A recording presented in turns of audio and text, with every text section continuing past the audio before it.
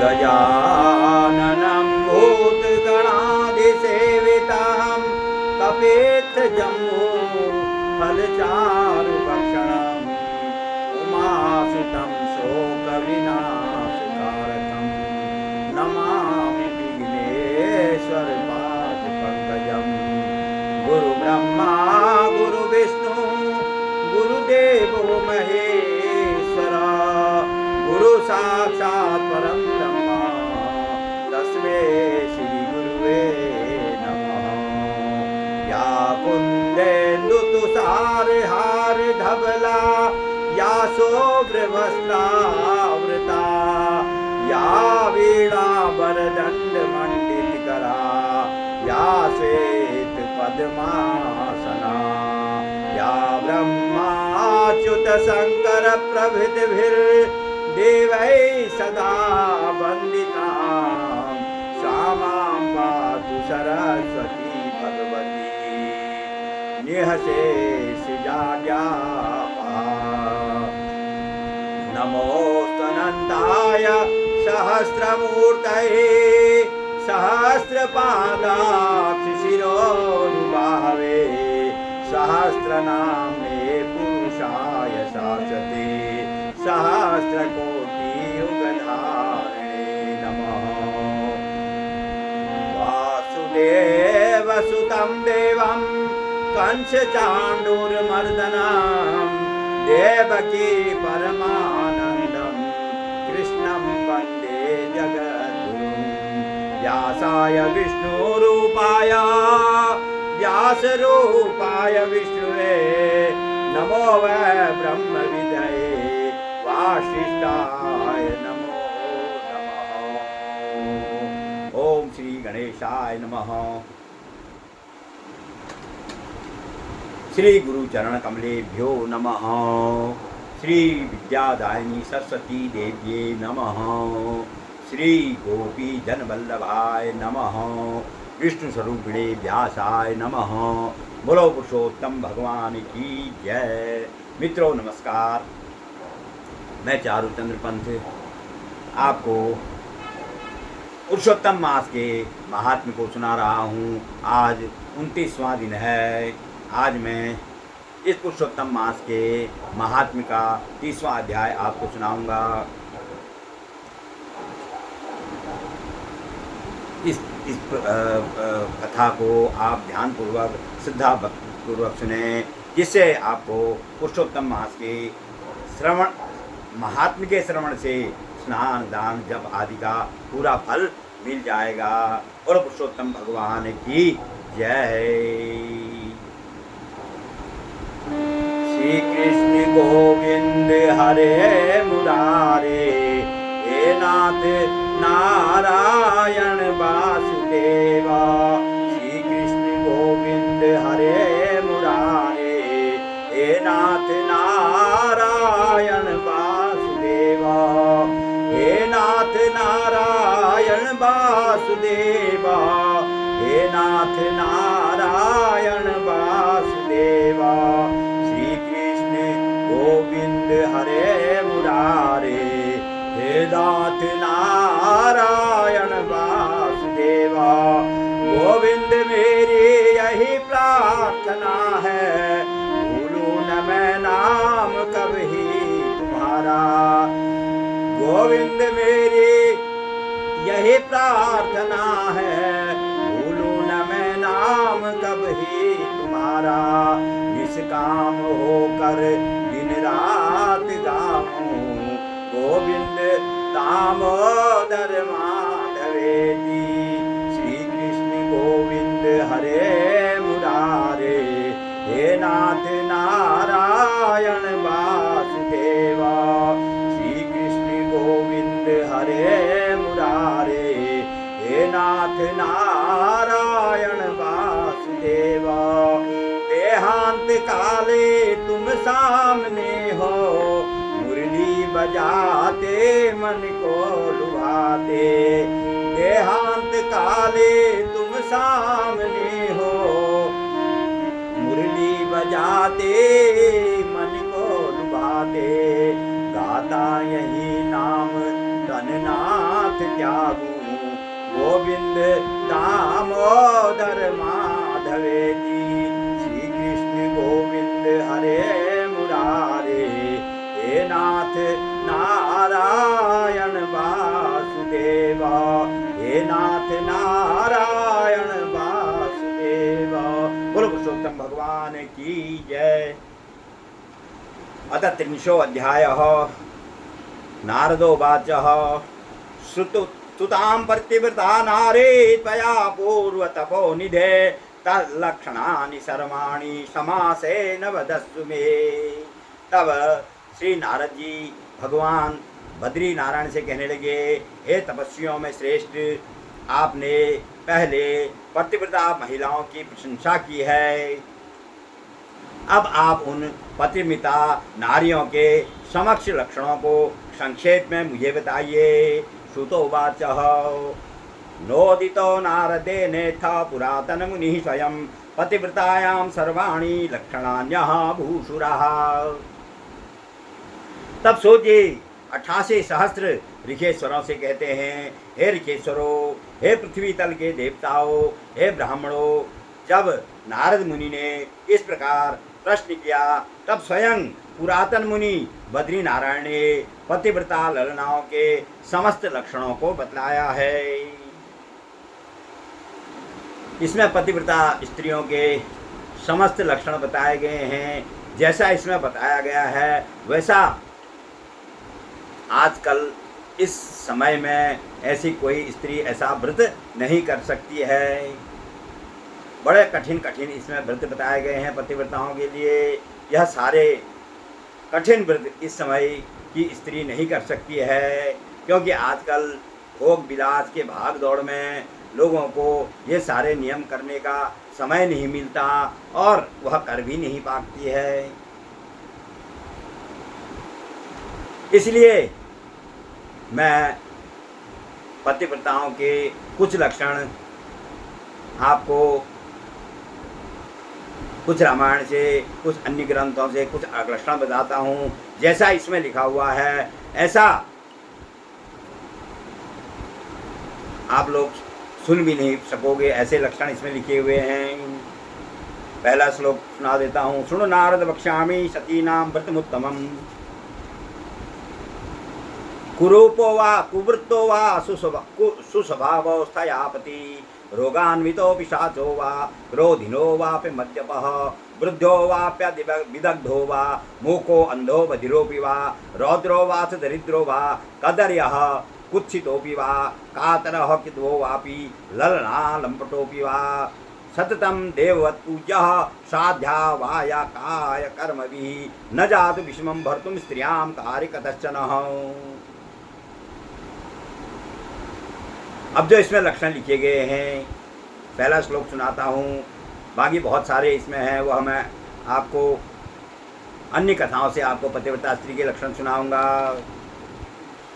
तब श्री नारायण कहने लगे, हे नारद सुनिए, मैं पतिव्रताओं के उत्तम व्रत को कह रहा हूँ। पति कुरूप हो, कुत्सित आचरण वाला हो, अथवा सुंदर स्वभाव वाला हो, अथवा रोग से पीड़ित हो, पिशाच हो, क्रोधी हो, शराब पीने वाला हो, बूढ़ा हो, अकुशल हो, गूंगा हो, अंधा हो, बहिरा हो, रुद्र रूप हो, दरिद्र हो, कंजूस हो, निंदित हो, दीन हो, छलिया हो, व्यभिचारी हो। साध्वी नारी का कर्तव्य है कि मनसा वाचा कर्मणा पति को देवता के समान निरंतर पूजन करती रहे, कभी भी पति के प्रतिकूल कर्म न करे। यह पहला श्लोक मैंने आपको सुनाया। इसलिए पतिव्रताओं के लक्षण क्या हैं, कितनी पतिव्रताएं हम जब विवाह कराते हैं तो आशीर्वाद देते हैं।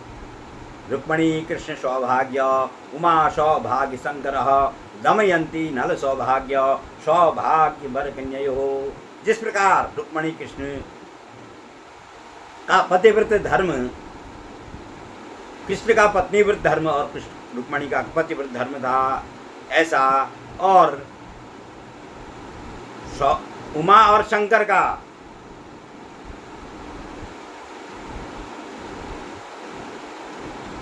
जो उमा पार्वती थी जब वह पैदा हुई थी, पर्वत की पुत्री, तब नारद मुनि से पूछा तब नारद मुनि कहने लगे, होए है संतत पिया ही पियारी, होए है संतत पिया ही पियारी, फिर आही बात अटल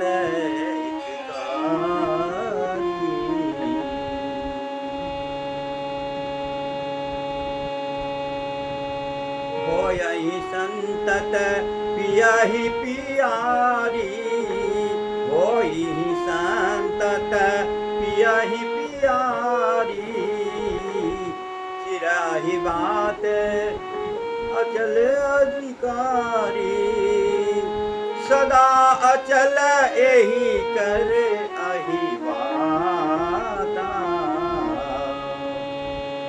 सदा चल ही कर अहि वाता, एहि ते सुख पैहि पितु माता, एहि ते सुख पैहि पितु माता, सदा अचल एहि कर अहि बाता, सदा अचल एहि कर अहि बाता, एहि ते सुख पैहि पितु माता, एहि ते सुख पैहि पितु माता, होए है पूज्य सकल जग माही, होए है पूज्य सकल जग माही, एहि सेवत दुर्लभ कछु नाही, एहि सेवत दुर्लभ कछु नाही,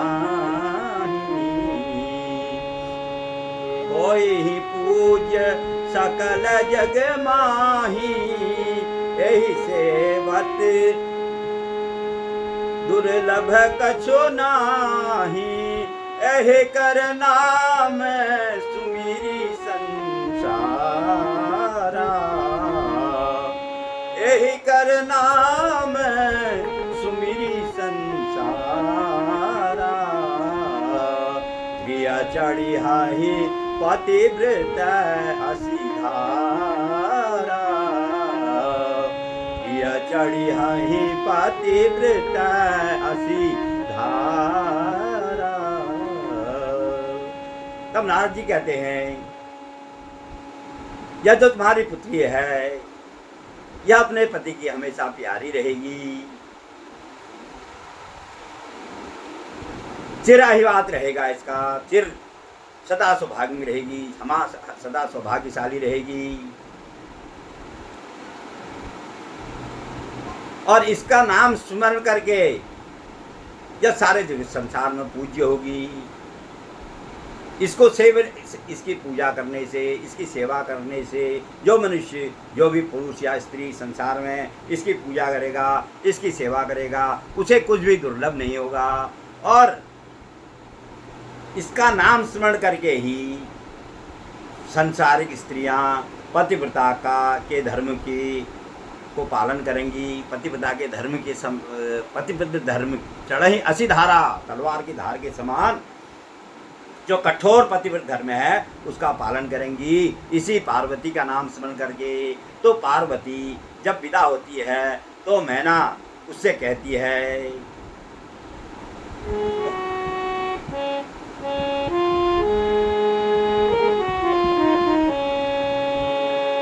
करहु सदा शंकर पति पूजा, करेहु सदा शंकर पति पूजा, नारी धर्म पति देव न दूजा, करेहु सदा शंकर पति पूजा, करेहु सदा शंकर पति पूजा, नारी धर्म पति देव न दूजा, नारी धर्म पति देव न दूजा। तब मैना कहती है हमेशा शंकर भगवान के चरणों की पूजा करना। संसार नारी का धर्म, पतिव्रत धर्म यही है कि पति के अलावा कोई दूसरा देवता होता ही नहीं है। पति ही देवता होता है। पति ही देवता नार्या पतिर्बंधुर पतिर्गुरु प्राणैरपि प्रियस्तस्मात् भर्तृकार्या विशेषतः। यह मनुस्मृति में भी लिखा गया है। पति ही देवता है, पति ही बंधु है, पति ही गुरु है और पति के कार्य को अपने प्राण से भी प्रिय समझकर स्त्री को करना चाहिए। लेकिन पुरुषों के लिए भी यही लिखा हुआ है। मनुस्मृति में लिखा है यस्तु नार्यस्तु पूज्यन्ते रमन्ते तत्र देवता यत्रैस्तास्तु न पूज्यन्ते सर्व कार्या तत्रा फला। जहाँ नारी की पूजा होती है, स्त्री की पूजा होती है, वहीं देवता वास करते हैं और जहाँ स्त्री का अपमान होता है वहाँ पर सारे कार्य विफल हो जाते हैं, कोई भी कार्य सफल नहीं होता। इसलिए पत्नी को भी पति धर्म पर पालन रहना चाहिए और पति को भी अपने पत्नी की रक्षा करनी चाहिए, उसका सम्मान करना चाहिए। एक तरफ से नहीं होता है, दोनों तरफ से होने पर ही पति पत्नी का गृहस्थ जीवन सुख से बीत सकता है। यह जीवन की गाड़ी, गृहस्थ जीवन की गाड़ी जो है उसमें जो है एक पहिया अगर पंचर होगा तो वह गाड़ी नहीं चल सकती। इसलिए दोनों पहिए जो है दुरुस्त होने चाहिए, तभी वह गाड़ी चल सकती है। दोनों का एक दूसरे के प्रति सम्मान भाव होगा तभी गृहस्थ धर्म चल सकता है। इसलिए दोनों के लिए सीता पतिव्रता स्त्री थी, लेकिन राम भी एक पत्नीव्रत थे। राम ने कभी भी दूसरी पत्नी का मन में स्मरण भी नहीं किया था। शूर्पणखा आई सुंदर रूप बनाकर,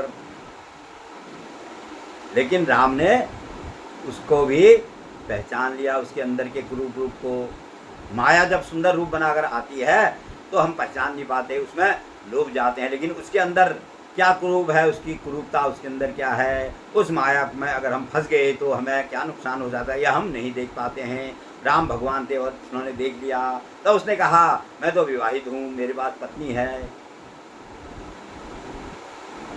इसलिए मैं तुमसे विवाह नहीं कर सकता हूँ। और जब सीता भी विदा हो रही थी तो सुनैना भी सीता से कहती है, सुनैना भी जो है सीता को शिक्षा देती है।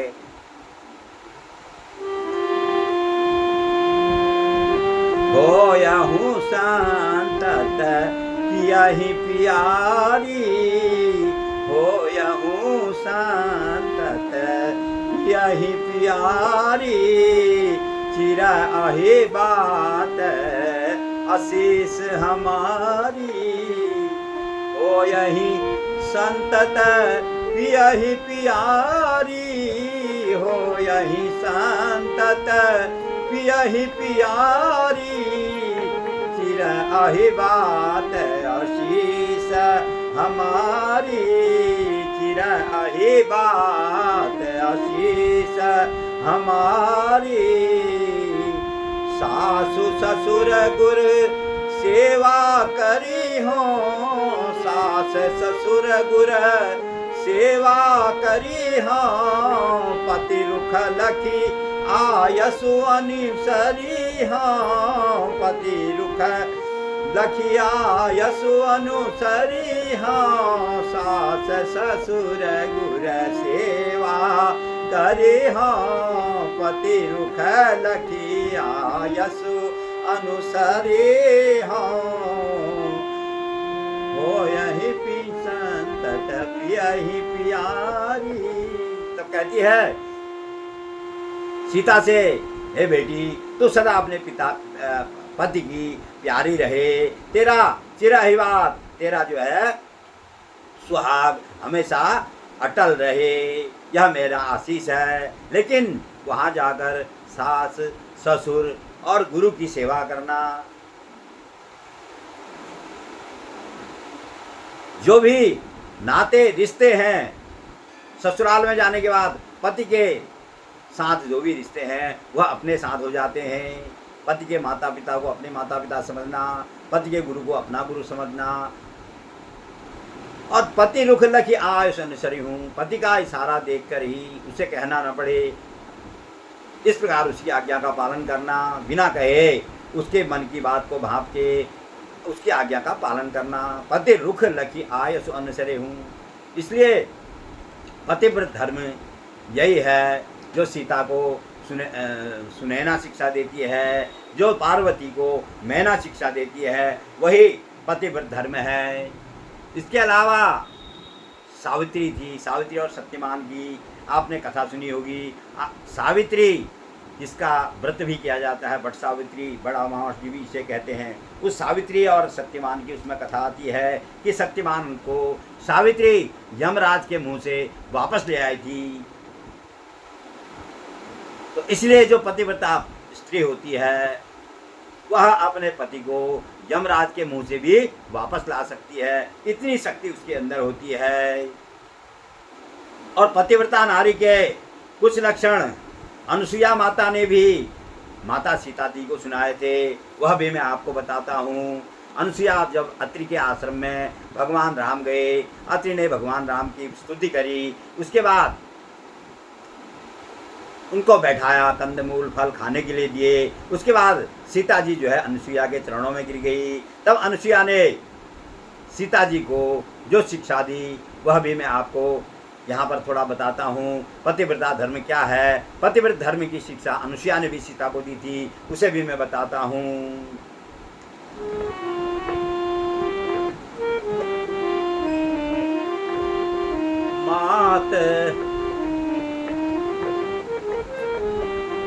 माता पिता भ्राता हितकारी, माता पिता भ्राता हितकारी, मिता व्रत सब सुनु राज कुमारी, मिता व्रत सब सुनु राज कुमारी, मात पिता भ्राता हितकारी, मात पिता भ्राता हितकारी, मितः प्रद सब सुनु राज कुमारी, अमित दानी भरताब देही, अमित दानी भरताब देही, अधम सोनारी जो सेवन तेहि, अधम सोनारी जो सेवन तेहि। तब कहती है यद्यपि माता पिता भ्राता सभी हित करने वाले हैं, परंतु हे राजकुमारी वह एक सीमा तक ही सुख देने वाले हैं, लेकिन पति तो मोक्ष रूपी अनंत सुख को देने वाला है, असीम सुख को देने वाला है। यह स्त्री का धर्म है। वह स्त्री अधम है, पापनी है, जो अपने पति की सेवा नहीं करती। अधम सोनारी जो सेवनते ही, जो वह स्त्री अधम है, वह स्त्री पापी है जो अपने पति की सेवा नहीं करती है। धीरज धर्म मित्र अरुणारी, धीरज धर्म मित्र अरुणारी, आपत काल पर कियहु चारी, आपत काल पर कियहु तारी। ये धैर्य और धर्म और मित्र और स्त्री, इन चारों की परीक्षा जब विपत्ति आती है उसी समय इनकी परीक्षा होती है। धैर्य की परीक्षा भी उसी समय होती है, धर्म की परीक्षा भी विपत्ति के समय ही होती है, और मित्र की परीक्षा भी विपत्ति के समय होती है, और स्त्री की परीक्षा भी विपत्ति के समय ही होती है। वह स्त्री पतिव्रता नहीं है जो विपत्ति के समय अपने पति को छोड़ दे, उसका साथ न दे। इसलिए हर विपत्ति के समय पत्नी को अपने पति का साथ देना चाहिए, चाहे उसके ऊपर कैसी विपत्ति आ जाए, उसका साथ नहीं छोड़ना चाहिए। वृद्ध रोग बस जड़ धनहीना, वृद्धि रोग बस जड़ धनहीना, अंध बधिर क्रोधी अति दीना, अंध बधिर क्रोधी अति दीना, ऐसे हूँ पति कर अपमाना, ऐसे हूँ पति कर किया अपमाना, नारी पाव जमपुर दुख नाना, नारी पाव जमपुर दुख नाना। वृद्ध हो, बूढ़ा हो, रोगवश रोगी हो, जड़ हो, मूर्ख हो, धनहीन हो, गरीब हो, अंधा हो, बहरा हो, क्रोधी हो, अति दीन हो, ऐसे पति का भी जो स्त्री अपमान करती है वह यमराज के पुर के अनेक प्रकार के दुखों को प्राप्त करती है। ऐसा अनुसुईया सीता जी से कहती है।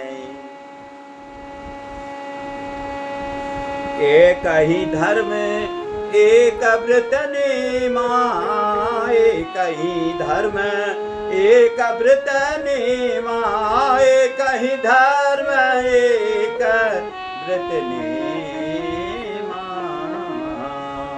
एक ही धर्म एक व्रत नेमा, काय वचन मन पति पद प्रेमा, काय वचन मन पति पद प्रेमा। पतिव्रता स्त्री का एक ही धर्म होता है, एक ही व्रत होता है और एक ही नियम होता है कि मन वचन और कर्म से अपने पति के चरणों में उसका प्रेम हो। यही पतिव्रता स्त्री के लक्षण हैं कि एक ही उसका धर्म हो, एक ही व्रत हो और एक ही नियम हो कि मन कम वचन से वह पति के चरणों में प्रेम करे। यही पतिव्रता धर्म का नियम अनुसुईया ने सीता को बताया। उसके बाद 4 प्रकार की जो पतिव्रता होती हैं उनके बारे में बताया।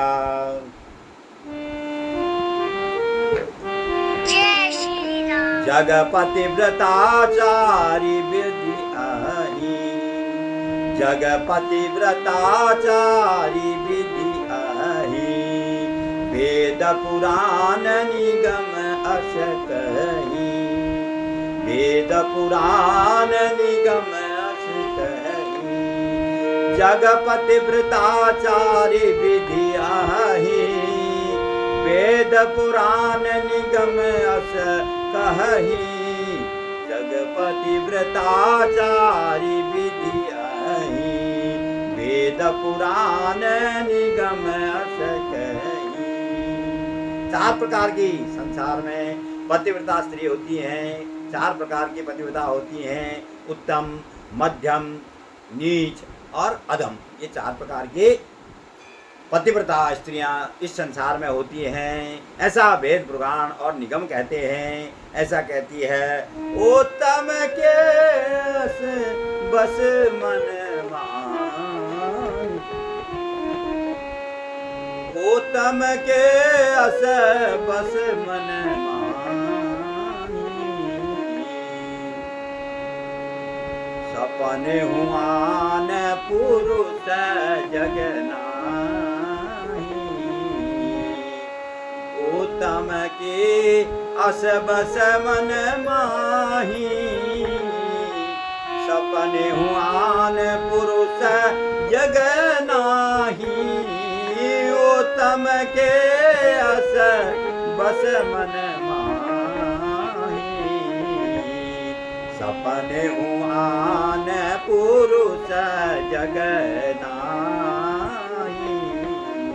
उत्तम प्रकार की पतिव्रता उसे कहा गया है जो जिसके मन में यह हमेशा रहता है कि स्वप्न में भी जो सोचती है इस संसार में मेरे पति के अलावा और दूसरा कोई पुरुष है ही नहीं, ऐसा विचार जिसके मन में होता है, स्वप्न में भी अपने पति के सिवा दूसरा कोई पुरुष है ही नहीं, यह उत्तम प्रकार की पतिव्रता कही गई है।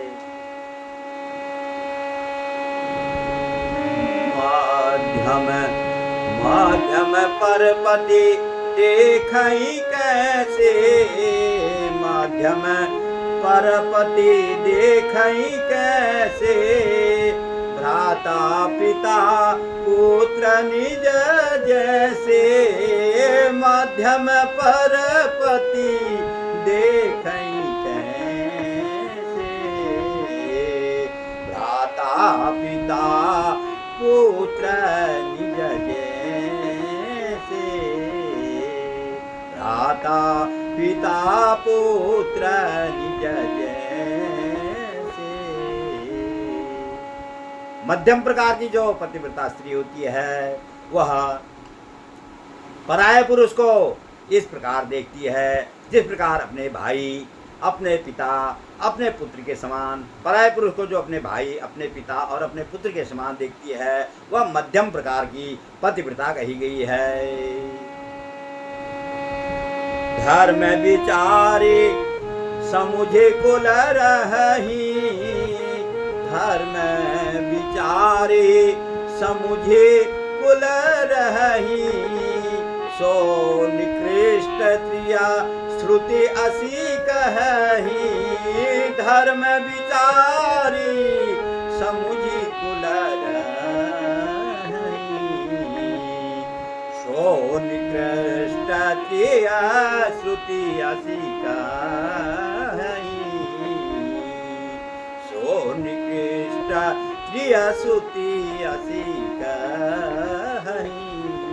तीसरे नंबर की उत्तम, मध्यम और नीच नंबर की जो तीसरे नंबर की पतिव्रता है वह जो धर्म विचार के ऐसा समझकर कि मेरे इससे पराय पुरुष का चिंतन करने से मेरा धर्म भ्रष्ट हो जाएगा, ऐसा विचार करके जो अपने कुल में रहती है अर्थात पतिव्रता बनी रहती है, उसे तीसरे नंबर की निकृष्ट नंबर की पतिव्रता कहा गया है, ऐसा वेदों ने कहा है। अनुसुईया सीता को बताती हैं, बिनु अवसर भय तेरा है जो, बिनु अवसर भय तेरा है जो, जाने हूँ अधम नारी जग सोई, जाने हूँ अधम नारी जग सोई। और जो हे सीता, जो मौका न मिलने पर, बिना अवसर नहीं मिलने पर और भय के मारे, अपने पति के भय से, उसका पति खूब ताकतवर है, प्रभाव वाला है या फिर खूब संपन्न है, उसके लालच से भी और पति के भय से भी और मौका न मिलने पर भी जो पतिव्रता बनी रहती है वह भी पतिव्रता है, लेकिन वह चौथे प्रकार की पतिव्रता है, उसे कहते हैं अधम नारी। जाने हो अधम नारी जग सोई, उसे अधम नारी करते हैं। पतिवंचक परवत पतिरति करही, पतिवंचक पर पतिरति करही, गौरव नरक कल्प सत परही, गौरव नरक कल्प सत परही। और जो अपने पति को वंचक माने ठगना, अपने पति को ठग के उसके साथ कपट छल करके पराय पुरुष का ध्यान करती है, पराय पुरुष से प्रेम करती है, वह वेदों में कहा गया है कि वह 100 करोड़ कल्पों तक, 100 कल्पों तक वह रौरव नाम के नरक में निवास करती है। पति प्रतिकूल जन्म जहाँ जाई, पति प्रतिकूल जन्म जग जाही, विधवा होई पाई तरुणाई, विधवा होया पाए तरुणाई।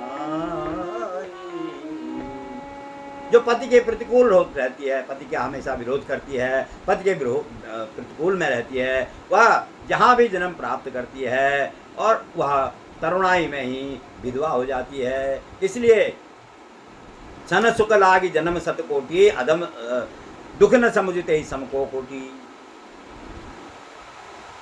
क्षण भर के सुख के लिए जो 7 करोड़ जन्मों का दुख नहीं समझती है, उसके बराबर पापिनी और कौन है। इसलिए यह पतिव्रता नारी के लक्षण कहा गए हैं। वह सीता को अनुसुईया ने सुनाए हैं। फिर सीता से अंत में कहते हैं, सुनी सीता तव नाम, सुमिरी नारी पतिव्रत करही, तो ही प्राण प्रिय राम, कहूँ कथा संसार हित। हे सीता, तुम्हारा नाम स्मरण करके ही नारियां जो है पतिव्रत धर्म का पालन करेंगी। तुम्हें राम प्राण के समान प्रिय हैं। यह कथा जो मैंने तुम्हें बताई है, यह संसार के हित के लिए बताई है। तो यह अनुसुईया सीता को पतिव्रत धर्म बताती है। यह भी बहुत कठिन है। इसमें जो लिखा हुआ वो तो बहुत ही कठिन है कि पति परदेश जाए तो नहाना भी नहीं चाहिए, मैली साड़ी पहननी चाहिए, काजल नहीं लगाना चाहिए, और बिंदी नहीं लगानी चाहिए, मांग नहीं भरनी चाहिए। मतलब इसमें ऐसे ऐसे नियम कहे गए हैं जो आज की स्त्रियां सुन भी नहीं सकती हैं। ऐसे नियम कहते हैं क्योंकि आजकल की स्त्रियां, आजकल तो नारी स्वतंत्रता का मतलब क्या है? नारी दास्ता। हम कहते हैं खुशी खुशी कर दो विदा, कि रानी बेटी राज करे। स्त्री, उसको रानी, बहू रानी कहते हैं, उसको रानी बनाकर घर में रखते हैं। लेकिन वह नौकरी करती है, बॉस की दासी बन के रह जाती है। तो नारी स्वतंत्रता, नारी दास्ता है। घर में वह रानी बन के तभी रह सकती है जब इस पतिव्रत धर्म का पालन करेगी, तभी वह रानी बन के रह सकती है। और अगर बाहर जाके नौकरी करती है, नौकरी हो गई, वो तो दासी हो गई। इसलिए नारी स्वतंत्रता, नारी दास्ता है। और जो आजकल भ्रष्टाचार है, घूस लेना है, रिश्वत, उसको कहते हैं डोनेशन, दान। रिश्वत को दान कहा गया है। यह सब उल्टा हो रहा है इस युग में। दान जो है कैसे दिया जाता है? संकल्प करके जरूरतमंद को दिया जाता है। लेकिन आजकल डोनेशन के नाम पर लोग रिश्वत लेते हैं। इसलिए आजकल इन नियमों का कोई मतलब नहीं रह गया है। जो नियम इस पुस्तक में बताए गए हैं, इन नियमों का आजकल कोई मतलब नहीं रह गया है। पतिव्रत धर्म का एक अनूठा उदाहरण हम कहते हैं, रुक्मणी कृष्ण सौभाग्य, उमा सौभाग्य शंकर, दमयंती नल सौभाग्य, सौभाग्य पर दमयंती और नल दमयंती की एक छोटी सी कथा मैं आपको जितना मेरे से हो सके सुनाता हूँ। नल दमयंती, नल भी एक पत्नीव्रत था और दमयंती भी पतिव्रता थी। इनकी कथा मैं आपको सुनाता हूँ। निषद देश के राजा वीरसेन के पुत्र नल थे, जो बहुत धर्मात्मा राजा हुए थे। बचपन से ही उन्होंने वेद शास्त्रों का सबका अध्ययन कर लिया था। उसके बाद अध्ययन करके घर आए तो उनका विवाह हुआ। विवाह के बाद उनका एक पुत्र हुआ, एक पुत्री हुई। तब वह अनेक प्रकार के यज्ञ उन्होंने किए, अनेक प्रकार के दान किए, दीन दुखियों की सेवा, अपने प्रजा को अपने परिवार के समान पालते थे। उनकी ऐसी धार्मिकता देखकर धर्मात्मा वह राजा थे, धर्मात्मा राजा थे। बड़े बड़े राजा धर्मात्मा हुए हैं जो भगवान की भक्ति वाले हुए हैं। जैसे अम्बरीश थे, राजा अम्बरीश राम के कुल में हुए हैं, वो भी बहुत धर्मात्मा हुए हैं। जिनसे कुपित होकर दुर्वासा मुनि ने अपनी जटा का बाल फेंक कर कृत्या राक्षसी पैदा कर दी थी। तो भगवान विष्णु भगवान के ऐसे भक्त थे कि भगवान का सुदर्शन चक्र आ गया और उन्हें दुर्वासा मुनि को मारने दौड़ा। कहाँ कहाँ वह पूरे ब्रह्म धाम, शिवपुरी सब लोग का ब्रह्म धाम चले गए, शिव जी के धाम चले गए, शिव जी का ही स्वरूप थे दुर्वासा, लेकिन किसी ने उनको नहीं रोका। भगवान विष्णु के पास गए तो भगवान ने कहा तूने मेरे भक्त का अपराध किया है, इसलिए तुझे मेरे भक्त के पास ही जाना चाहिए, उसके चरणों में ही जाना चाहिए। जब जब अम्बरीश के चरणों में गिरे, माफ़ी मांगी, तब वह विष्णु भगवान का सुदर्शन चक्र वापस लौटा। इसलिए बड़े बड़े भक्त धर्मात्मा राजा हुए हैं। ऐसे ही धर्मात्मा राजा या नल भी थे। इंद्र ने प्रसन्न होकर उन्हें आशीर्वाद दिया था कि तुम जो भी भोजन बनाओगे वह अमृत बन जाएगा। अग्निदेव ने उन्हें आशीर्वाद दिया था, तुम अगर कितनी भी चलती हुई अग्नि में जाओगे, जाओ, मेरा संरक्षण है, तुम वहाँ नहीं जलोगे। और वरुणदेव ने उन्हें आशीर्वाद दिया था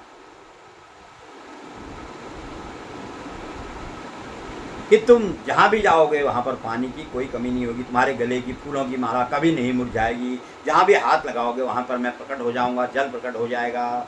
तब उसके विवाह के समय भी उनका विवाह हुआ था विदर्भ की नगर के राजा भीम की पुत्री, जिन्होंने दमन ऋषि से यज्ञ करवाकर 4 पुत्र और 1 पुत्री प्राप्त हुई थी। तब उस पुत्री का नाम दमयंती रखा था। उसके साथ जब राजा नल का विवाह हुआ तो देवता भी नल के रूप में उससे विवाह का, इतनी उसकी सुंदरता थी, इतनी ख्याति थी उसकी, लेकिन उसकी सुंदरता निषद देश में राजा नल ने भी सुनी थी। और नल के वीरता, धर्मात्मता और सुंदरता जो है दमयंती ने भी सुनी थी। इसलिए मनी मन वह एक दूसरे को चाहने लगे थे। जब देवता भी नल के रूप में स्वयंवर में आ गए तो उस पतिव्रता दमयंती ने उन देवताओं में से जो असली नल थे, निषद देश के जो राजा नल थे, उनकी आंखों को देखकर उन्हें पहचान लिया और देवताओं को छोड़कर सीधे नल के गले में ही उसने जयमाला डाली। तब देवता भी बड़े चकित हो गए और प्रसन्न हो गए। तब उन्होंने, देवताओं ने उन्हें वरदान दिया। कलयुग भी इसको देख रहा था। कलयुग ने सोचा क्या इतना धर्मात्मा राजा है मेरे राज्य में, इतना धर्मात्मा राजा कैसे हो सकता है, इस समय तो मेरा राज्य चल रहा है, मैं इसके धर्म को भ्रष्ट करूंगा, मैं इसके अंदर घुस जाऊंगा। लेकिन वह अवसर ही नहीं मिलता था उसे, क्योंकि वह इतना धर्मात्मा था कि कोई ऐसी गलती नहीं करता था जिससे कि कलयुग उसके अंदर प्रवेश कर सके। जब उसके पुत्र और पुत्री भी हो गए थे, तब एक दिन उसने शौच करने के पश्चात हाथ धोकर वहीं पर सूर्य को अर्घ्य दे दिया, पूरे पैर वैर नहीं धोए। इतने ही उससे गलती हो गई। इतने में ही कलयुग जो है उनके अंदर घुस गया। कलयुग इसके अंदर घुसा दो, और उधर तो नल के अंदर घुस गया। उधर उसका एक भाई था, नल का एक भाई था, चचेरा भाई था, उसका नाम था पुष्कर। उसके पास कलयुग चले गया। उसकी बुद्धि भ्रमित कर दी कि तेरा भाई राजा बना हुआ है, तू भी तो इस राज्य का अधिकारी है। उसकी बुद्धि अपने मन में नहीं, तब तक वह उसके आज्ञा का पालन करता था। वह भी अपने भाई के समान पूरा अधिकार अपने भाई पुष्कर को देते थे राजा नल। लेकिन तब उसकी बुद्धि भ्रष्ट हो गई। सोचने लगा इस पर तो मेरा भी अधिकार होना चाहिए, ये राजा बना हुआ है, मैं सेवक की तरह रह रहा हूँ, ऐसा उसके अंदर विचार आ गया। तब कलयुग के प्रभाव से उसने एक दिन राजा नल से कहा द्यूत खेलने, द्यूत क्रीड़ा करने के लिए। तो द्यूत क्रीड़ा का क्या फल होता है? ये जंगल में जब महाराज युधिष्ठिर जुए में सब कुछ हार के जंगल में चले गए थे, तब महामुनि बृहदर्ष उनको यह कथा सुनाते हैं कि जुआ खेलने से तुम्हें तो थोड़ा ही कष्ट हुआ है, लेकिन राजा नल को कितना कष्ट हुआ था, यह कथा सुनाते हैं। तब उन्होंने पुष्कर ने, और उन्होंने, वह भी उनके अंदर भी कलयुग, नल के अंदर भी कलयुग बैठ गया था। तब वह भी तैयार हो गया जुआ खेलने के लिए। द्यूत क्रीड़ा के लिए कोई, किसी भी क्षत्रिय को युद्ध के लिए या द्यूत क्रीड़ा के लिए कोई ललकारता है तो उसे मना नहीं करना चाहिए, यह क्षत्रिय का धर्म है, ऐसा सोचकर वो अभी द्यूत खेलने बैठ गया। तो कलयुग तो बैठा ही हुआ था, उन पांचों के ऊपर कलयुग बैठ गया। जब पासे चले गए तो सारे उस पुष्कर के पक्ष में चले, अपना राज्य हार गए, अपना सिंहासन हार गए, धन कोष हार गए, चतुरंगिणी सेना को हार गए। अपने वस्त्र आभूषण सब दांव पे लगा दिए, वह भी हार गए। अंत में वह कहने लगा, पुष्कर कहने लगा, अब तुम्हारे पास एक दमयंती बची है, उसी को तुम दांव पर लगा दो, मैं उसे अपनी दासी बनाकर रखूंगा। दमयंती बहुत सुंदर थी,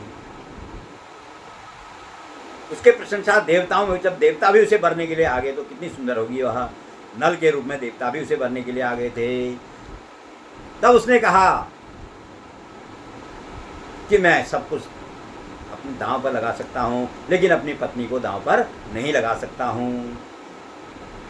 इतने में द्योत क्रीड़ा फिर पूरी हुई तो राजा के सारे वस्त्र आभूषण उसने ले लिए और एक वस्त्र में उसे राज्य से निकाल दिया।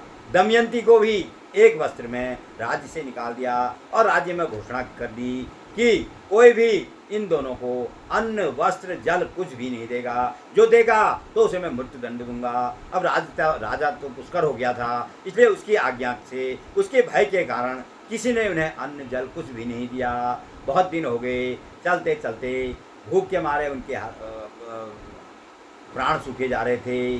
जब राज्य की सीमा से बाहर निकले तो एक वन में पहुंचे।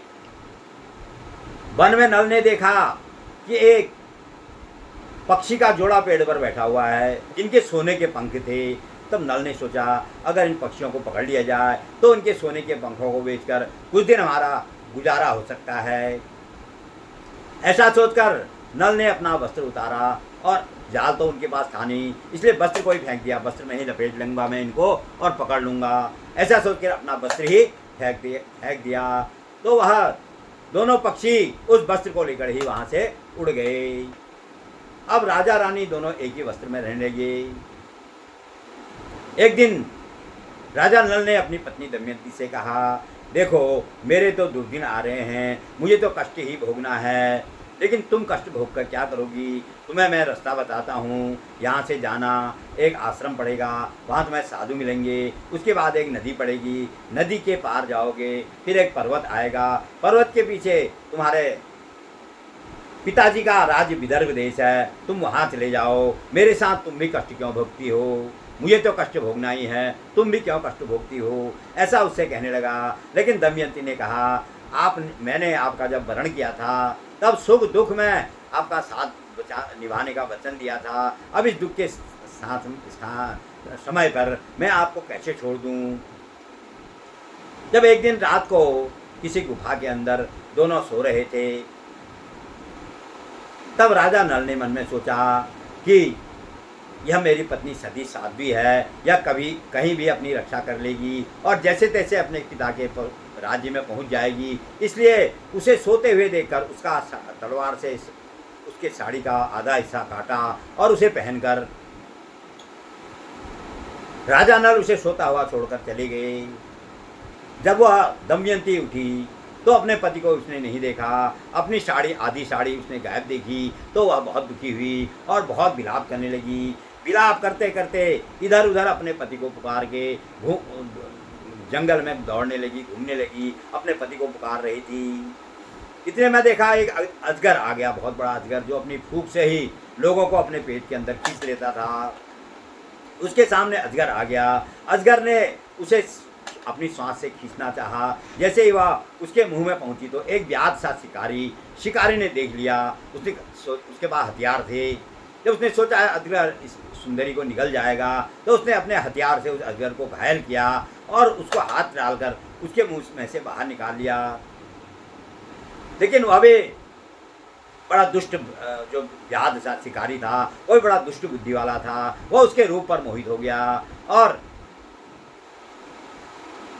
अनेक प्रकार से उसको पाने की चेष्टा करने लगा। उसने कहा, मैं पतिव्रता स्त्री हूँ, तूने मुझे उस समय तो हाथ लगाया क्योंकि उसमें सुरक्षा के लिए हाथ लगाया था, तेरे मन में कोई वासना, काम वासना नहीं थी, इसलिए तूने मुझे छुआ, तुझे कोई पाप नहीं लगा।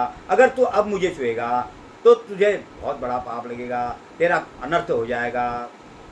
लेकिन वह नहीं माना क्योंकि उसके अंदर तो काम वासना भरी हुई थी। वह माना नहीं और दौड़ते हुए उसे पकड़ने के लिए झपटा। तो उसने मन में स्मरण किया, अगर मैंने मन कर्म वचन से अपने पति का रात दिन स्मरण किया हो और किसी दूसरे का स्मरण न किया हो तो हे भगवान मेरी रक्षा करो। ऐसा उसने कहा। तो जैसे उसको छूने को हुआ तो वह व्याध वहीं पर उसके अंदर उसके ऊपर आग लग गई और वह वहीं पर जलकर भस्म हो गया। इतना बड़ा पतिव्रता का तप था उसके अंदर। तब वह वहाँ से चली, चलते चलते एक जगह उसे साधु महात्मा मिले।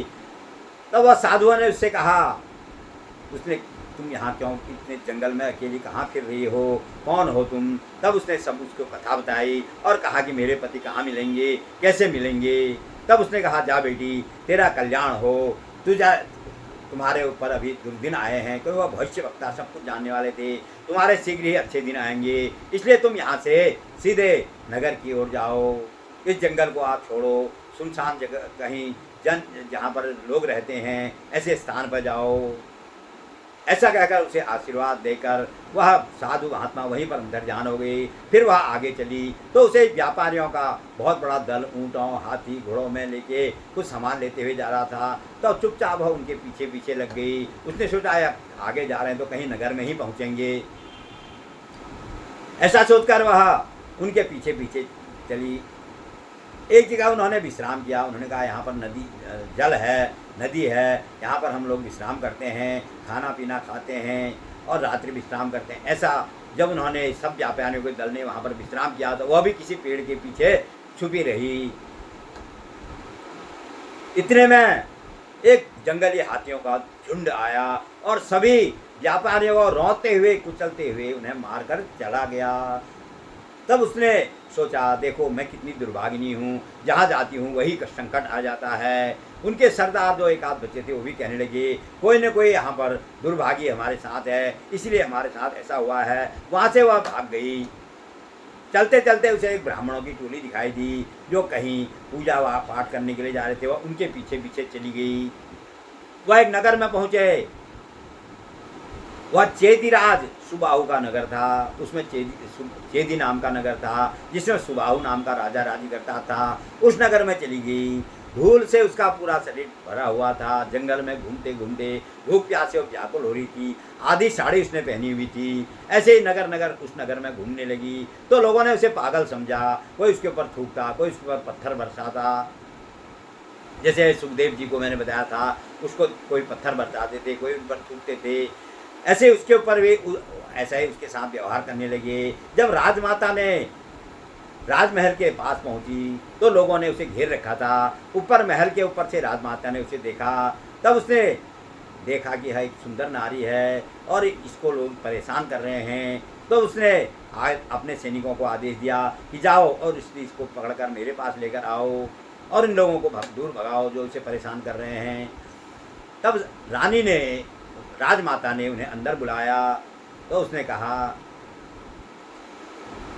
तुम तो बहुत राजघराने की जैसी लग रही हो और तुमने एक आधी साड़ी क्यों पहन रखी है, तुम ऐसे धूल दूसरित क्यों हो? उससे कहने लगी। उसने कहा, मैं एक राजा रानी की सेवा करती थी, सेविका थी, इसलिए मेरा उस राजभवन में ही मेरा पावन हुआ, इसलिए मेरा ऐसा सुंदर रूप है। उसे सच्च बात नहीं बताई। मैं आप मुझे अपनी यहाँ सेविका के रूप में रख लो। मैं सब कुछ करना जानती हूँ, आपकी तन मन धन से सेवा करूँगी, लेकिन मेरी एक शर्त है, मैं किसी पुरुष की सेवा नहीं करूँगी, मैं किसी पुरुष के कोई भी काम नहीं करूँगी। आप भी मुझे आदेश नहीं देंगे कि इस पुरुष के पास जाओ, यह मेरी शर्त है। अगर इस शर्त पर तुम मुझे रख सकती हो तो मुझे मंजूर है। तब उस रानी ने कहा, राजमाता ने कहा, हे बेटी, जैसी मेरी बेटी है वैसे ही तू भी है। ये मेरी बेटी है, उसकी एक बेटी भी थी। ये तू इसके साथ रहना, तू इसी के सारे काम कर देना, मेरे भी सारे काम करना। जैसा तू कहती है वैसा कुछ नहीं होगा। और उससे कहा, मेरी बेटी के सुंदर वस्त्र आभूषण तुम भी पहन लो, इन्हीं की तरह रहो। लेकिन उसने कहा, नहीं, जब तक मेरे पति नहीं मिलेंगे मैं इसी आधी साड़ी में रहूँगी, कोई श्रृंगार नहीं करूँगी, आधी साड़ी में ही मैं रहूँगी। और उधर जो विदर्भ देश के राजा भीम थे, उस दमयंती के पिता, उनको भी पता चल गया कि राजा नल का राज्य जो है उसके भाई पुष्कर ने छीन लिया है, उसे जंगल में निकाल दिया गया है और दमयंती भी उसके साथ चली गई है। तो उन्हें बड़ी चिंता हो रही थी। उन्होंने ब्राह्मणों को बुलाया, बहुत सारा धन दिया और उनसे कहा कि मेरी बेटी और मेरे दामाद को कहीं न कहीं से आप खोज कर लाओ। तब उनके जो दूत थे, ब्राह्मण जो थे, वह नगर नगर घूमते। एक ब्राह्मण जो था वह जब चेदिराज सुबाहु के राज्य में पहुंचा, तब उस रानी के साथ बैठे हुए उसने दमयंती को देखा, क्योंकि बचपन उसका वहीं पला था। वह उसको पहचान गया, उसके माथे पर एक चिन्ह था, उस चिन्ह को देखकर वह उसे पहचान गया और रानी से कहने लगा, हे रानी, यह कन्या जो तुमने दासी रखी है, यह राजा भीम की कन्या है और इसके पति निषद देश के राजा नल हैं। नल दमयंती का नाम तो सबने ही सुना था, उस समय प्रसिद्ध, उनकी ख्याति बहुत प्रसिद्ध थी। और वह जो राजमाता थी वह उसकी माँ की बहन लगती थी, उसकी मौसी लगती थी। तब उसने कहा, ये दमयंती है, ये तो मेरी बहन की बेटी है। तब उसने कहा, ठीक है, तुम इसे अपने साथ ले जाओ, इसके पिता के पास पहुंचा दो। उससे कहा कि तू अच्छे कपड़े पहन ले, ऐसे कपड़ों में अपने पिता के पास कैसे जाएगी। लेकिन उसने जो है कहा कि मैं जब तक मेरे पति नहीं मिलेंगे मैं इसी आधी साड़ी में रहूंगी, जैसी हूँ मैं ऐसे ही रहूंगी, कोई श्रृंगार नहीं करूंगी, कुछ भी नहीं करूंगी। ऐसा कहकर वह उस ब्राह्मण के साथ अपने पिता के पास चली गई। उधर नल, जिसने अपनी पत्नी को छोड़ दिया था, वह चलते चलते जंगल में उसने देखा कि एक जगह बड़ा भयंकर आग लग रही है। वह दौड़ता हुआ वहां गया तो करकोटक नाग जो है उस आग में फंसा हुआ था। तब उसने राजा से को देखा तो उसने कहा, हे राजन, मुझे यहाँ से निकालो, मैं बहुत तप रहा हूँ, मैं मर रहा हूँ, आप मुझे यहाँ से निकालो। इसी देवताओं के मुनि के श्रापवश में करकोटक नाग बना हूँ, मैं गंधर्व हूँ, तुम मुझे यहाँ से निकालो, मैं तुम्हें प्रसन्न कर दूंगा और तुम्हारा मनवांछित फल तुम्हें दे दूंगा। ऐसा उससे कहा। तब अग्नि देवता ने उसे अग्नि में न जलने की जो शक्ति दी थी, उस शक्ति के कारण वह उस आग के अंदर घुस गया। घुसकर उस नाग के पास पहुंचा तो वह पहाड़ के समान ऊंचा था, अपनी कुंडली फन फैलाए हुए एक पहाड़ जैसा लग रहा था। तब वो कहने लगे, इतने बड़े तुम हो, मैं तुम्हें कैसे ले जा सकता हूँ। तब उसने कहा, आप मुझे पकड़ो तो सही, मैं हल्का हो जाऊंगा और आपके साथ आऊँगा। जब उसे वह पकड़कर राजा नल उस अग्नि से बाहर लाए, बाहर आते ही उस नाग ने राजा को डस लिया। राजा को जैसे उसने डसा तो राजा का जो है बदन पूरा काला पड़ गया, उनका शरीर एकदम नाटा हो गया, छोटा हो गया। और वो कहने लगे, अरे नाग, मैंने तुम्हें जीवन दान दिया, तुम्हें बचाया और उसका फल तुमने यह दिया। उसने कहा, देखो, मैंने जो आपको यह जहर दिया है, इस जहर से तुम्हारी पहचान छिप गई है, तुम्हारा शरीर नाटा हो गया है और तुम्हारा जो सुंदर स्वरूप था वह भी कुरूप हो गया है। इसलिए इस शरीर से तुम अपने राज्य को पुनः वापस प्राप्त करोगे, तुम पहचाने नहीं जाओगे, इसलिए मैंने तुम्हें काटा है। और जो तुम्हारे अंदर जो कलयुग है, इस बीच से यह कलयुग रात दिन जलता रहेगा। आज से तुम अपने आप को नल मत कहना, तुम्हारा नाम मैं बाहुक रखता हूँ, आप कहना मैं बाहुक हूँ। तो उसका नाम बाहुक रख दिया और वह वहाँ से जंगल से निकल कर चलता चलता अयोध्या नगरी में पहुँचा। अयोध्या नरेश चित्रबाहु थे, उनके यहाँ पहुँचा। वह राजा नल जो है वह अश्व विद्या में बहुत निपुण थे, घोड़े को चलाने में, अश्वों की विद्या में बहुत निपुण थे। तब उसने कहा, हे राजन, मैं बाहुक हूँ, मैं अश्व विद्या में बहुत निपुण हूँ और अन्य भी आपके साथ कोई भी सेवा कार्य में कर सकता हूँ, मुझे आपके यहाँ सेवक रख लो, अपने यहाँ सेवक रख लो। तब राजा को उसकी बात जच गई। तब राजा ने कहा, ठीक है, मैं तुम्हें अपने घोड़ों का काम देखने का और मुख्य सारथी में तुम्हें अपना नियुक्त करता हूँ और घोड़ों का काम देखने का काम देता हूँ। तब राजा जो चित्रबाहु थे उन्होंने उसे अपने घुड़साल में रख लिया और वहाँ वह जो है राजा की सेवा करने लगा। और उधर राजा भीम के राज्य में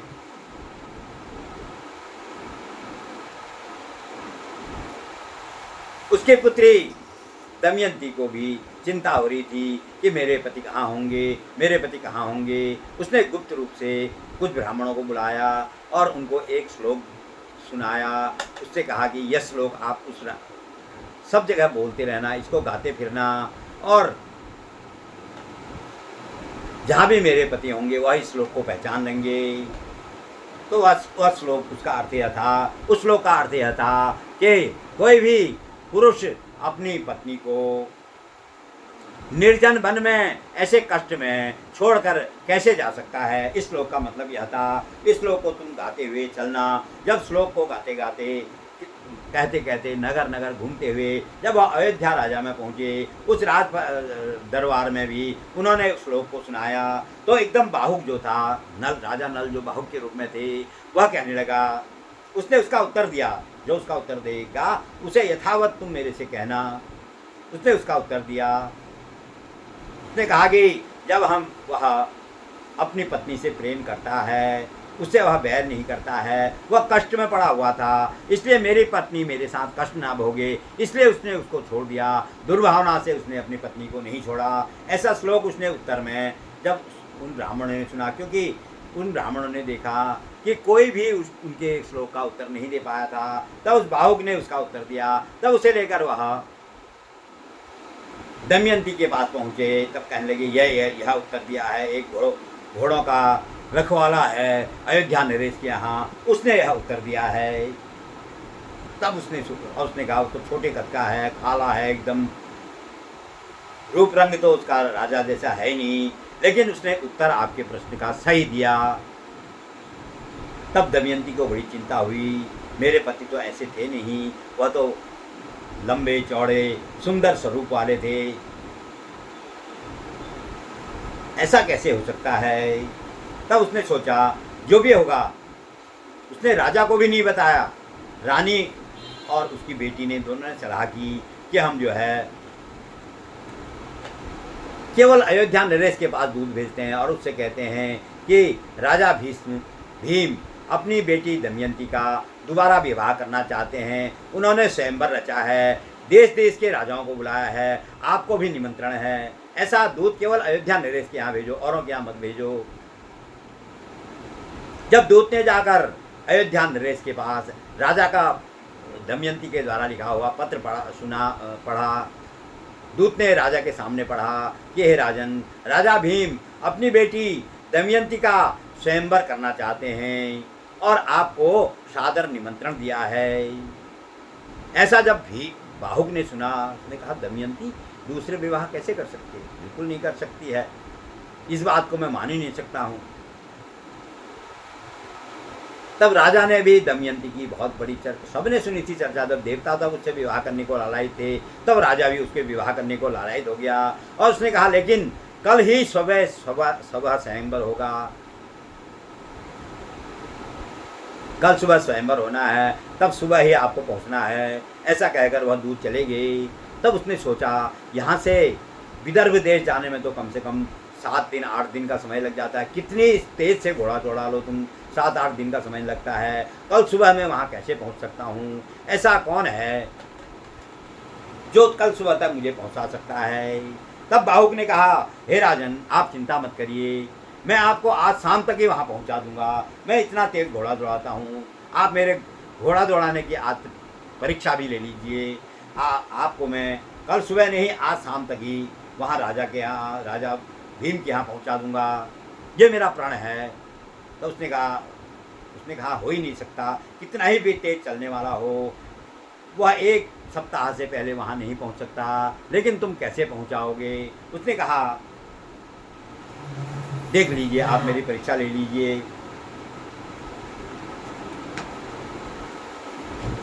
तब उसने कहा, ठीक है, आप घोड़ों का चयन करो। उसने 4 घोड़ों का चयन किया जो बहुत ही दुर्बल थे, बूढ़े थे। ऐसे घोड़ों का 4 चयन किया। तो राजा सोचने लगा, इतने बूढ़े दुर्बल घोड़ों को लेकर यह मुझे कल सुबह तक वहाँ कैसे पहुँचा सकता है? तब उसने कहा कि इन घोड़ों के रथ से तुम मुझे कैसे पहुँचा सकते हो? तब राजा वह कहने लगा, हे राजन, मैं पहुँचाने की जिम्मेवारी मेरी है, मैं आपको पहुँचाऊंगा, जैसे भी पहुँचाऊंगा। तब उसने उन घोड़ों को रथ में जोता, और जैसे ही राजा रथ में बैठा तो वह घोड़े घुटने के बल बैठ गए। तो उसने कहा देखो अभी मेरे बैठते ही तो यहाँ नीचे झुक गए हैं, घुटने के बल बैठ गए हैं, ये मुझे कैसे ले जा सकते हैं, एक दिन के अंदर वहाँ विदर्भ देश में कैसे ले जा सकते हैं। उसने कहा हे राजन, यह घोड़े इस समय भूमि को प्रणाम कर रहे हैं, झुके नहीं है या भूमि को प्रणाम कर रहे हैं। उसने उन घोड़ों के ऊपर हाथ फेरा और जैसे ही बाहुक उस रथ के ऊपर सवार हुआ, उसने चाबुक चलाया तो वह घोड़ा आकाश मार्ग से, वह रथ आकाश मार्ग से चलने लगा और इतनी तेजी से वह रथ चला कि एक बार राजा का दुपट्टा गिर गया। दुपट्टा गिर गया इतना कहने तक कि वह 100 कोस दूर चला गया था। इतनी दूर, इतनी तेज से आकाश मार्ग से उसका रथ चलने लगा। तब वह बाहुक की बड़ी प्रशंसा करने लगा, कहने लगा इतना तेज रथ चलाने वाला आज तक कोई सारथी मैंने नहीं देखा। बीच में एक वृक्ष आया, वह राजा गणित में बड़ा प्रवीण था, तो उस वृक्ष ने, उस चलते हुए से राजा ने उस वृक्ष के कितने पत्ते हैं, कितने फल हैं, सब गिन के बता दिए। तब वह बाहुक बड़ा आश्चर्यचकित हुआ, गणित में इतने प्रवीण हैं। उसने घोड़े को वहीं पर रोक दिया। उसने कहा ठीक है मैं परीक्षा करता हूँ। राजा ने कहा नहीं, रथ को रोको मत, देर हो रही, वैसे ही देर होगी, देर हो जाएगी। उसने कहा नहीं।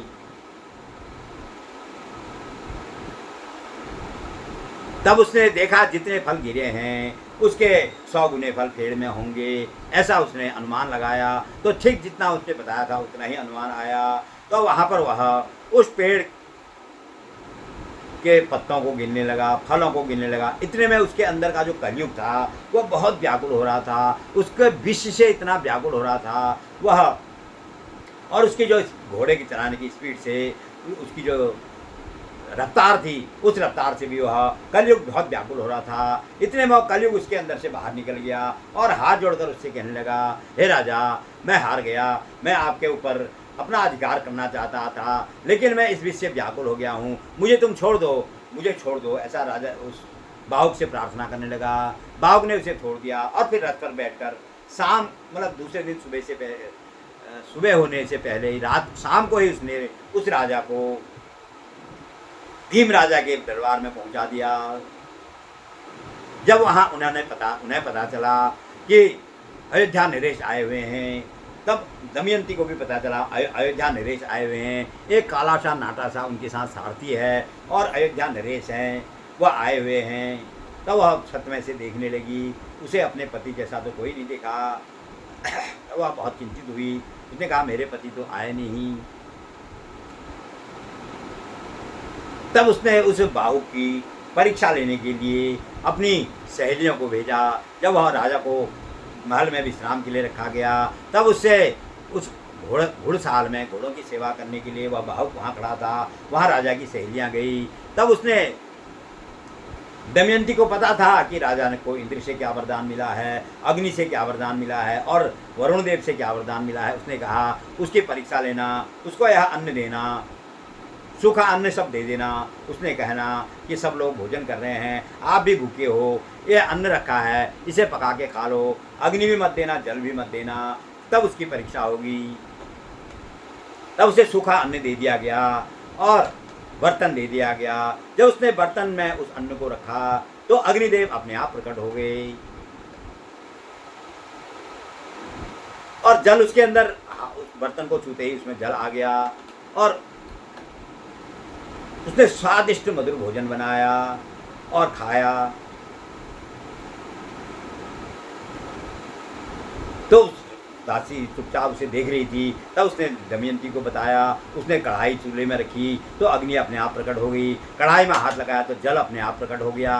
उसने कहा मेरे पति को ही यह शक्ति प्राप्त थी और किसी को यह शक्ति प्राप्त नहीं थी, तो एक परीक्षा और ले, तो उनसे कुछ भोजन लेके आ जा, कहना इसमें से कुछ भोजन मुझे भी दे। तो क्योंकि इंद्र ने उसको वरदान दिया था कि जो भोजन तू बनाएगा वह अमृत के समान हो जाएगा, उस भोजन को अपने लिए मांगना, लेकिन लेकर तुम मेरे पास आना। जब उसने वह भोजन खाया तो उसे वह अमृत के समान स्वादिष्ट लगा। तो वह उसे विश्वास हो गया कि यही मेरे पति हैं। फिर वह खुद चली गई वहाँ। तब उसने कहा कि अगर तुम मेरे पति हो तो तुम मुझे बताओ, तुम उस सुनसान जंगल में मुझे छोड़ के क्यों चले गए। तो उसने कहा, हे रानी, मैं ही नल हूँ, यह कलयुग के प्रभाव से और कर्कोटक नाग के विष के से मेरा यह शरीर हो गया है। उसने मुझे 2 वस्त्र दिए थे नाग ने, जब तू इन वस्त्रों को पहनेगा तो तू पहले के स्वरूप में आ जाएगा, ऐसा मेरे से कहा था। क्योंकि कलयुग अब मेरे अंदर से निकल गया है और इन 2 वस्त्रों को पहनता। उसने 2 वस्त्रों को पहना तो वह नल स्वरूप जैसा पहला स्वरूप था उसका वैसा ही स्वरूप हो गया। तब दमयंती अपने पति के गले लगकर जाकर लग गई, बहुत प्रसन्न हुई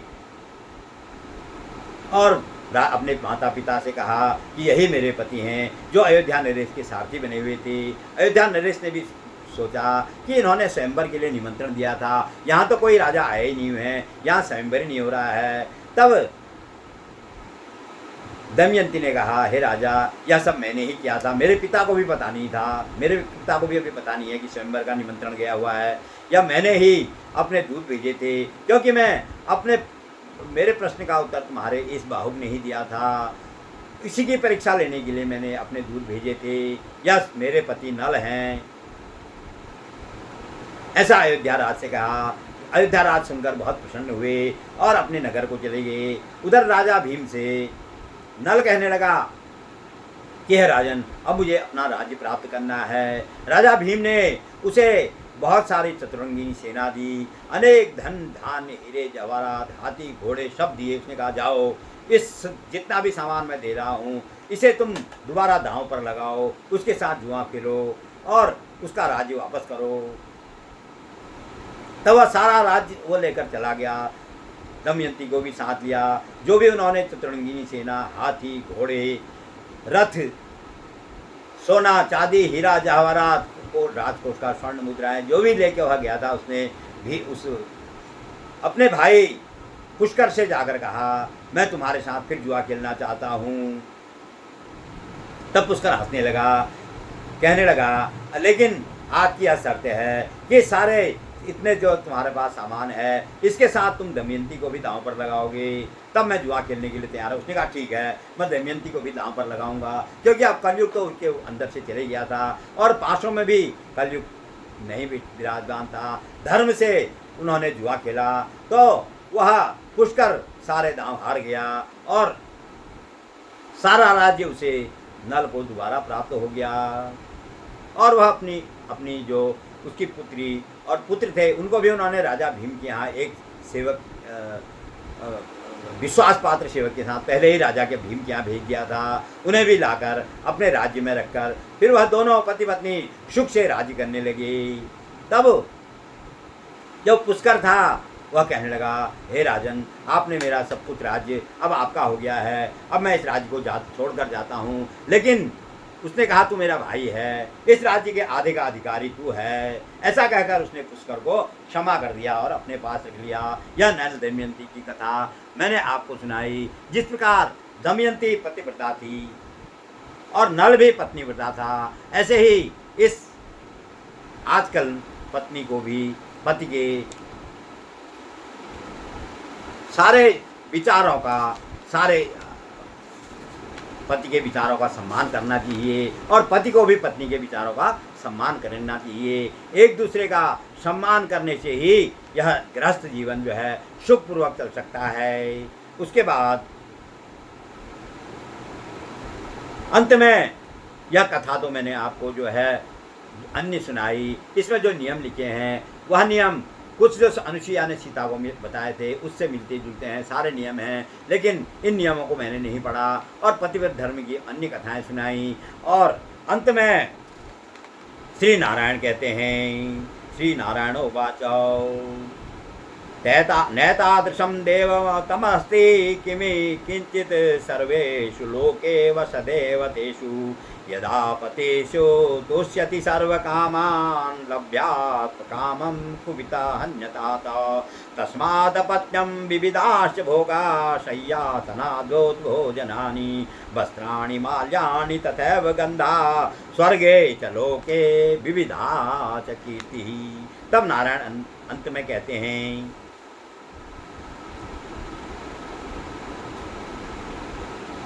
समस्त लोगों में और सब देवताओं में पति के समान कोई दूसरा देवता नहीं है। जब पतिदेव प्रसन्न होते हैं तो नारी की सब कामनाएं पूरी होती है, और जब पतिदेव रुष्ट हो जाते हैं तो सब अभिलाषाएं मिट्टी में मिल जाती हैं। उसी पतिदेव के संतान विविध प्रकार के भोग विलास, शैया, आसन, विचित्र विचित्र प्रकार के भोग्य पदार्थ, वस्त्र, माला, सुगंधित द्रव्य और इस्लोक तथा स्वर्गलोक में विविध प्रकार की बढ़ाई मिलती है।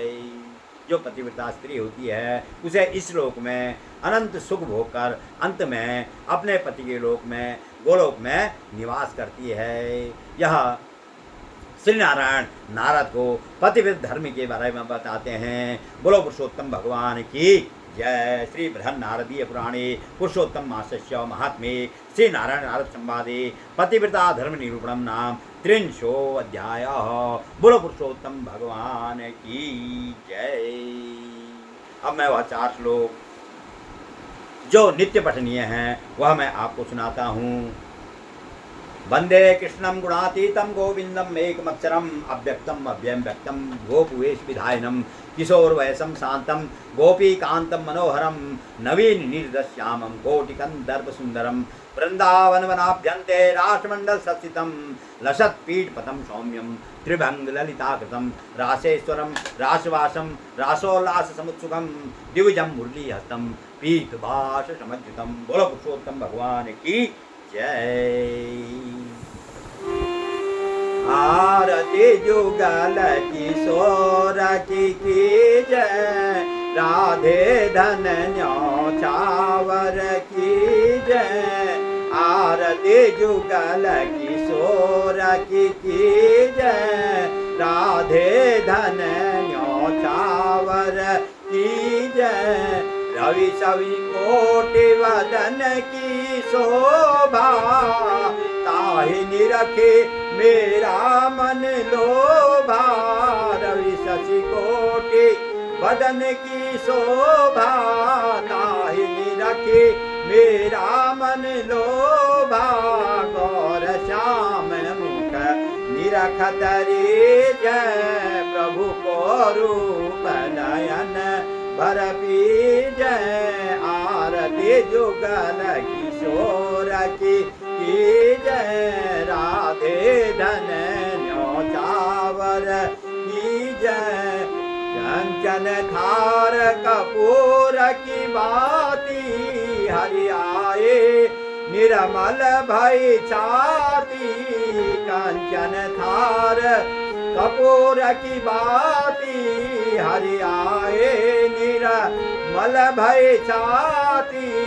फूलन की सेज फूलन की माला, रत्न सिंहासन बैठे नंद लाला। आरती युगल किशोर की जय, राधे धन न्यौछावर की जय। मोर मुकुट कर मुरली सोह, नटवर वेश देख मन मोह।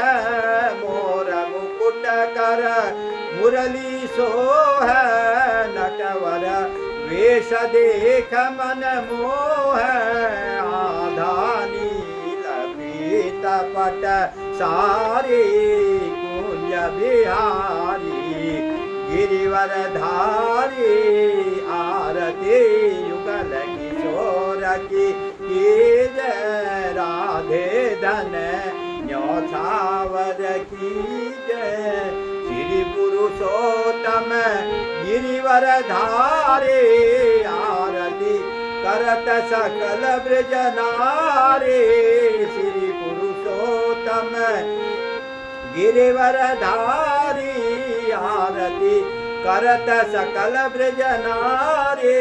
नंद नंदन ब्रज भानु किशोरी, परमानंद स्वामी अविचल जोरी। आरती जुगल किशोर की जय, राधे धन न्यौछावर की जय।